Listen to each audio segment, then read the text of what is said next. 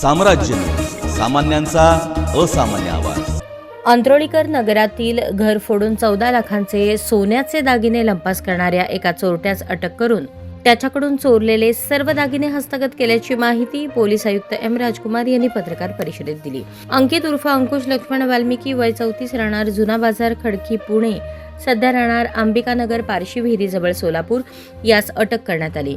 वाल्मिकी याने एका अल्पवयीन मुलासह अंत्रोळीकर नगरातून घरातून सोन्याचे दागिने लंपास केले होते।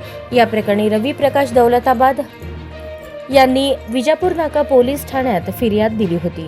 रवी आणि त्यांच्या आई असे दोघे जण हैदराबाद येथे लग्न कार्यासाठी गेले होते, तेव्हापासून ते तिथेच राहत होते। 4 फेब्रुवारी रोजी दुपारी अंत्रोळीकर नगर येथील घरी आल्यानंतर त्यांच्या घरातील साहित्य अस्ताव्यस्त पडलेले त्यांना दिसून आले आणि बेडरूम मधील कपाटात ठेवलेले 18.5 तोळ्याचे दागिने, अंदाजे किंमत 14 लाख रुपये, हे चोरीला गेले होते। पोलिसांनी अंत्रोळीकर नगर परिसरातील सीसीटीव्ही फुटेजची तपासणी करून तांत्रिक माहितीच्या आधारे आरोपी वाल्मिकी आणि त्याच्या अल्पवयीन मुलाला ताब्यात घेऊन त्या चोरीचा शोध लावला। पोलिसांनी या दोघांकडून चोरीस गेलेले सुमारे 14 लाख रुपयांचे दागिने हस्तगत केले।